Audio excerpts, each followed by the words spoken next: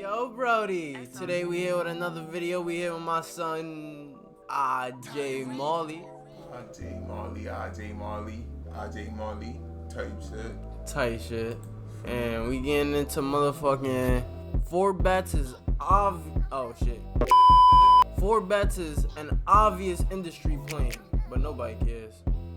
Let's get into this. While everyone is discussing whether or not Four Bats is an industry plant, nobody seems to discuss why it's actually working. Because the creation and rollout of Four Bats' image, music, and branding is quite literally perfect. Now even I will admit there is something suspicious going on here. He made his first song 1 year ago called Act 1 Stickers 99, which now sits at 45 million streams. First song has 45 million streams. Nigga got it right on his first time. That shit crazy. Like, First time is ridiculous. hard to believe. Do you listen to Four Bats? Nah, I don't listen to Four Bats. Yeah, nah. But at the time of release, it basically fell on deaf ears. Then he posted a music video and a handful of TikToks for 6 months before dropping his second song, Act 2 Data 8, in December, when it exploded in virality within a week. His From the Block performance went viral, his On the Radar performance went viral, and he shot up to over 9 million monthly listeners after just 2 songs. All his cover arts basically looked the same, and you could tell with his Act 1, Act 2, Act 3 release plan that this was all very calculated, very thought out, and very strategized. Then in the beginning of 2024, he signed to OVO, dropped a remix of Act 2 with Drake, and now also has a song with Usher. Act 2 has over 270 million streams when combined with the remix, and when you consider his manager Amber Ajee is the lead creative manager at RCA Records, a woman who has worked on creative campaigns for Doja Cat, Justin Timberlake, and Post Malone, it seems pretty clear that Four Bats has had a multi-million-dollar machine behind him since the very beginning. And when most people hear this objective information, they just say he's an industry plant. They clearly wiped his back catalog. He was discovered by the majors and they took him in and they rebranded him and they re-strategized his career going forward, and that he wouldn't be successful if it wasn't for the label. Now, even I will admit, look, having that multi-million-dollar machine is very important, but you also have to remember that record labels are constantly trying to do this with hundreds, thousands of artists, and they don't always hit. My son Four Bats just randomly started getting mad views. That's what he's seen. So, I mean, I guess if you want to call him an industry plant, I don't know, man. My son just like that. You know what I mean? He need to teach me the source, to be honest. I ain't gonna lie, yeah, if he's an industry plant, that means a lot of people's an industry plant, to be honest. Not saying he's not saying he is, because I don't care like that. But you feel me? Like, hey. See, the title is correct. Nobody cares. He's right. As big as Four Bats, they actually almost never do. There are very specific things that make Four Bats genuinely different, which made him immensely successful, and it isn't just because he has a lot of money behind his brand. But in order to understand that, we must analyze 2 very important steps of the current music climate. An artist today must get your attention first and then impress you with their music second, because most people don't go out of their way to discover music anymore. They just happen to hear it on TikTok, Instagram, YouTube, or through social media, through friends, on the radio. Like, sure, my audience actively deep dives on Spotify and SoundCloud to hunt and discover an upcoming artist, and they actually go out of their way to discover music, but most people don't do that. So if you think about it, it's arguably more important to know how to get people's attention than it is to make good music. And we all understand by now that social media is the #1 way an artist will gain a fan base in 2024.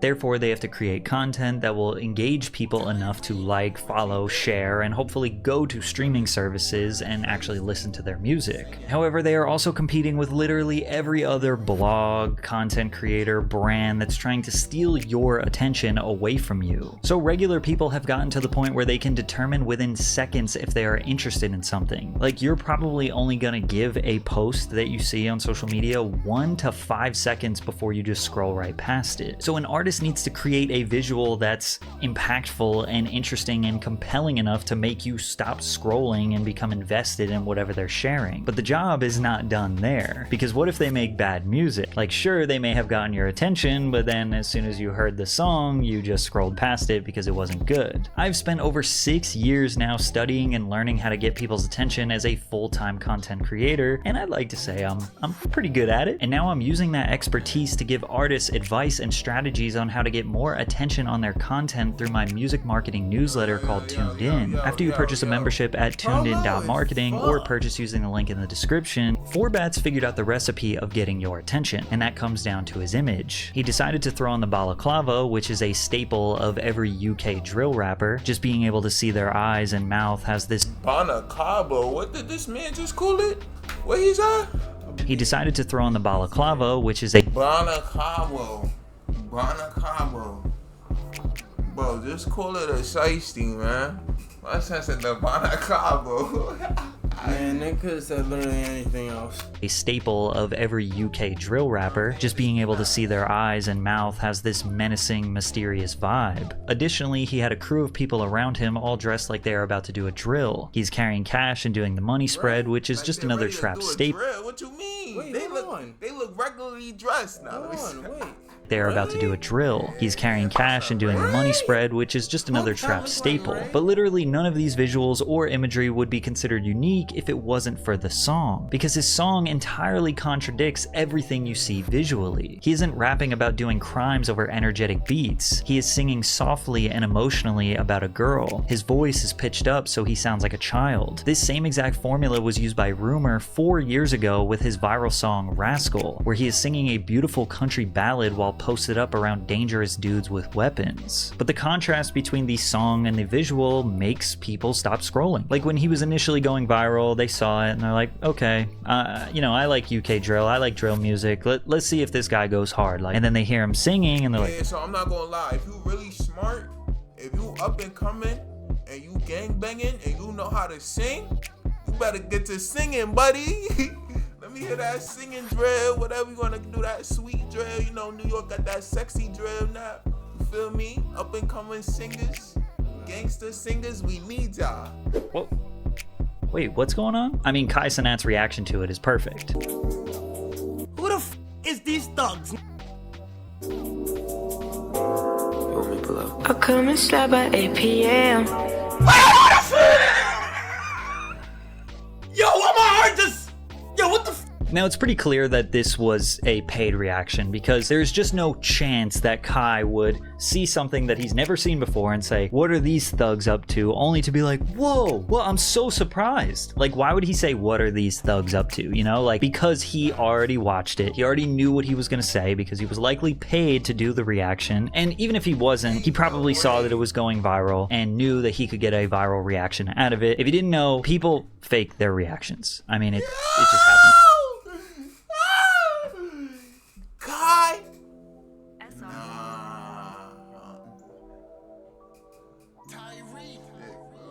They pre-look at it, they already kind of know a narrative, right? I'm not calling out every reactor. We know No Life Shaq is legit. We know Dante is legit. But there are some where it's like, okay, they're like, what am I going to do? Because I'm being paid to react to this, so how am I going to make it different and interesting so that the person who paid me can get their money's worth, right? Yeah, it's business, people. Plus, in some of Forbats' early TikToks, you can see him posting the caption, like, when the voice doesn't match the rapper, which is kind of just like a common content strategy idea that has permeated throughout TikTok and YouTube for many years now. But it's a good narrative, and it worked really well for Forbats because it honestly describes what's going on here perfectly. But there's an even deeper way to analyze Forbats' success. These days, an artist is no longer an artist. They are a brand. And music is no longer art. It's a product. And in order to buy a product, you have to learn about it. So before you buy into or become a fan of an artist, you need to learn about them. Some products take a lot of time to learn about before you buy them. For example, electronics. Most of you don't make a quick decision to buy a computer monitor or a Wi-Fi router or a camera. You take hours, sometimes days, maybe even weeks or months to do research,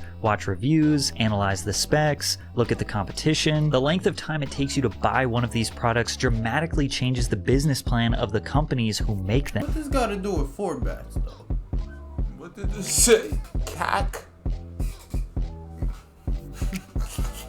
It takes to get someone to buy something is called customer acquisition cost. And if you think about it, new artists have to do the exact same thing, but the customers are called fans. Artists like Forbats that are blowing up have what I call a low fan acquisition cost. Since there isn't much there to digest or understand, it makes it much easier to buy or become a fan of his music. It's like the water bottle. Looks good, feels good, has a cool color. There's a little bonus storage container underneath, keeps the water cold, like it's pretty much it, so let's buy it. If you watched the intro of this video, which I know you did, you now know Forbats' whole... The bottle, man, what if the piece come out, man? I don't know if I would buy that bottle. The piece might come out, then you got the whole thing going on the ground. Hopefully. That's for signing up. Hopefully. Let's buy it. If you watched the intro of this video, which I know you did, you now know Forbats' whole backstory. There really isn't much there. You know the cool juxtaposition between his image and his music, and his R&B tracks are vibey and enjoyable. So now you know everything you need to know about him. There's really nothing deeper there, so you just now have to determine if you're a fan or not. The more simplified your branding is as an artist, the better. If your entire brand can be summed up into one sentence, you have the potential to be huge. Why? Because imagine you're talking to a friend who isn't chronically online like you are, and you're trying to ask them if they know, or you're trying to describe a celebrity or artist. Maybe that's popping off, or maybe that's new, and you just want to ask them if they had ever heard of them. Yo, you ever heard of Ice Spice? No, who is that? Oh, it's the girl with the orange hair and the big ass that makes drill music. Or, yo, you know Mr. Beast? No, who's that? Oh, the dude who does the crazy YouTube challenges and gives away a ton of money. BLP Kosher, Jewish dude with wicks and grills that raps. Aiden Ross, streamer who makes sus jokes while hanging out with rappers. Ian, regular looking white boy who makes surprisingly hard trap music. Big X the Plug, fat dude with unique samples who makes hard southern trap music. Patrick CC, YouTube documentaries about celebrities and their controversies. Yo, you know Forbats? Nah, who's that? Oh, the dude who looks like a violent drill rapper but makes smooth R&B love songs. See what I mean there? And even if the conversations don't exist, you gotta find who you are type shit. That's what he's saying, cause all these people are being themselves, I guess, you know what I mean? Type shit. exactly take place like that. Like, those conversations take place in your brain. You look at something and you try to quickly figure out in the shortest amount of sentences or the shortest amount of detail possible who this person is and what they do. You just naturally subconsciously do that. The more complicated or unclear your branding is, the harder it becomes to share your music or to gain fans because they just don't really understand or they don't know how to categorize it in their brain. Like, here's Angelo Mota, who kind of looks like he would be a Dreamville artist, but some people say he sounds like Kendrick Lamar. He does kind of make conscious rap, but it also could be considered hard trap music. He can also sing decently and make R&B, but he has also dabbled in making dancey music. And on top of that, he's a producer and makes his own beats. Yo, that's crazy. If I seen him on the street, I would not think he's a rapper. Facts. A lot of people say that about J. Cole though. Like, you just see J. Cole. A lot of people, if you don't really look at his face, you would just like, you know, you wouldn't really notice. You would just be like, oh, this nigga long ass dry. I feel like it's because you don't see them like flashy chains. You don't see that type of shit. But people you see with flashy chains and grills, yeah, they gotta be a rapper.